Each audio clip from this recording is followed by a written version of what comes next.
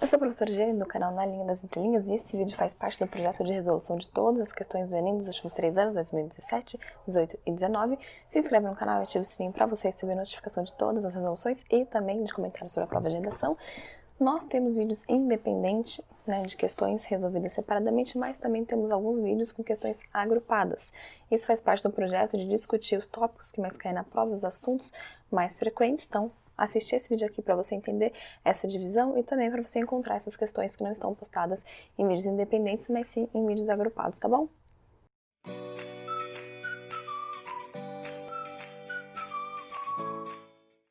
Nesse vídeo a gente vai resolver a questão 43 do Caderno Azul do Enem 2019, em que temos uma imagem de uma carta de jogo, porém é uma carta de jogo com a figura de uma pessoa chamada Marcelo Gleiser, cuja área de atuação é Física e Astronomia, contribuição mais famosa são seus livros A Dança do Universo e O Fim da Terra e do Céu, nasceu no dia 19 de março de 1959 e é uma mater na PUC-Rio FRJ King's College de Londres. Uma carta do super trunfo, então quer dizer, o que eu tenho aqui?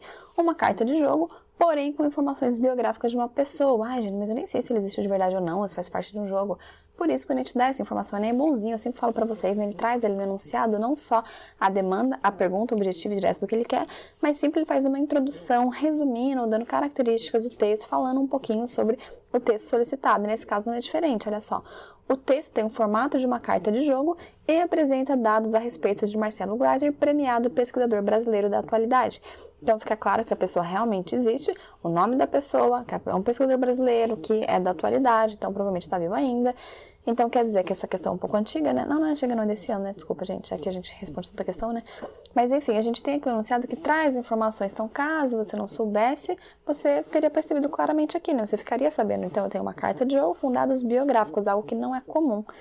Essa apresentação subverte o gênero textual ao... Aí vem a pergunta está no universo do gênero textual. A gente já viu, inclusive tem um vídeo aqui em cima, vou deixar pra vocês. A gente viu como o gênero textual é muito recorrente, é um assunto muito frequente, um tópico linguístico muito solicitado no Enem.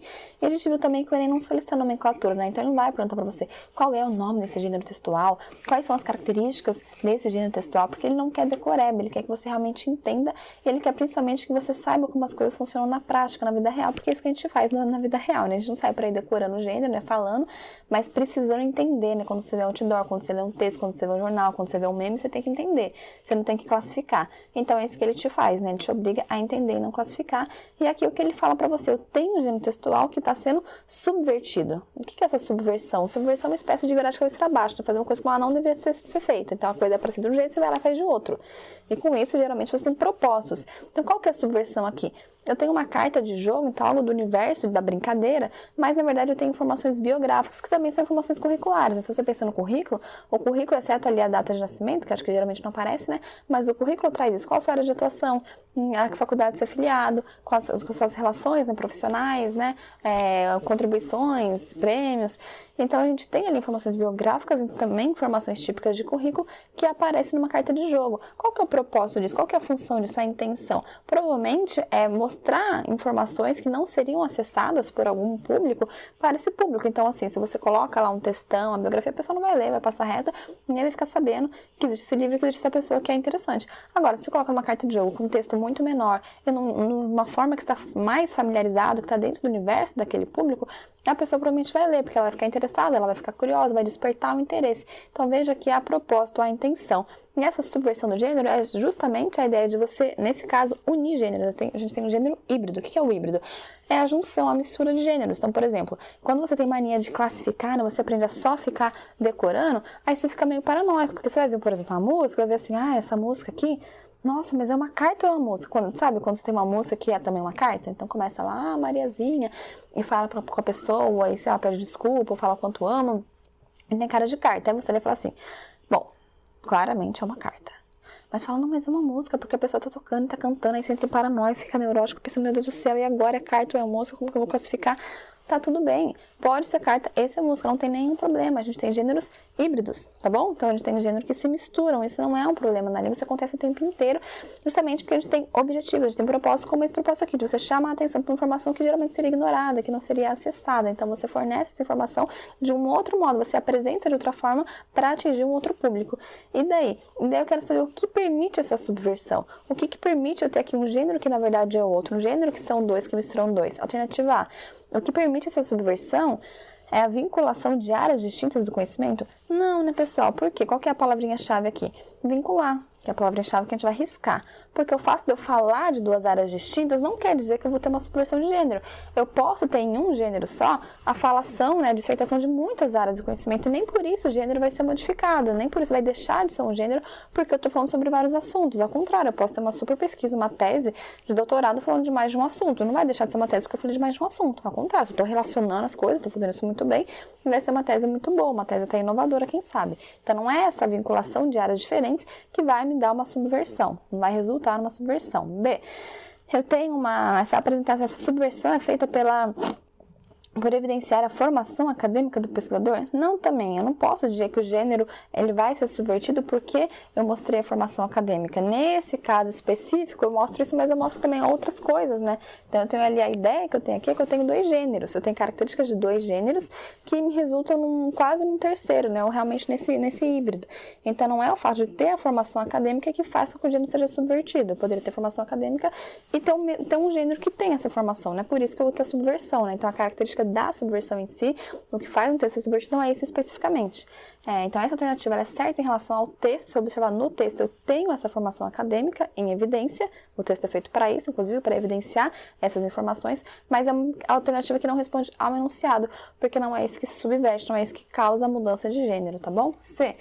Eu tenho a relação entre o universo lúdico, o universo do jogo, e as informações biográficas, exatamente que eu tenho. Inclusive está anunciado, eu tenho uma carta de jogo com informações da vida desse cara, desse profissional.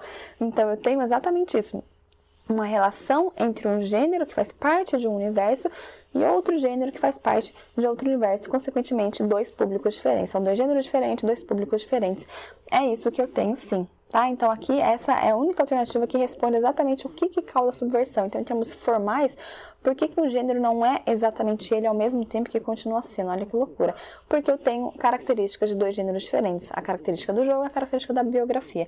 Então, vamos dizer que essa é a alternativa mais certa. Se você ficou em dúvida em relação a B e a D, que são corretas em relação ao texto, a gente já vai ver a D, que é muito parecida com a B, aliás, você veria que, tá, então essa é a mais certa, vamos dizer assim. Eu nem adoro fazer isso, tem por várias que parecem certas. D. Especificar as contribuições mais conhecidas do pesquisador, então a subversão é por isso? Se você ler escorrendo, você fala assim, sim, aqui eu tenho uma especificação das contribuições, né? Inclusive está escrito contribuição mais famosa. Então, quer dizer, essa alternativa está certa em relação ao texto. Então, se você interpretar, o texto de fato faz isso, ele traz essa informação. Porém, a pergunta é, o que subverte o gênero? E não é isso que vai subverter o gênero, não é o fato de eu especificar contribuições conhecidas que façam que o gênero seja outro. Eu poderia especificar isso no mesmo gênero. É o modo como essa informação vem apresentada, e não o fato de, não está na informação, mas na apresentação, que é uma apresentação de carta de jogo. Entende a diferença? Então é por isso que não pode ser essa. Como eu disse, se pudesse ser a B, também poderia ser a D, porque elas estão iguais nesse sentido, no mesmo nível, né? Corretas em relação à interpretação do texto, mas não respondem à pergunta que foi colocada. Por isso que é importante você discernir ali, sempre circular o enunciado. E destacar o nome do pesquisador e sua imagem no início do texto? Não, também. O fato de eu destacar o nome de uma pessoa no texto, o fato de eu colocar uma imagem não faz com que seja outro gênero, né? O que vai me trazer essa subversão é justamente ter características de dois gêneros diferentes. Então, a alternativa B, eu acho que... a alternativa C é correta.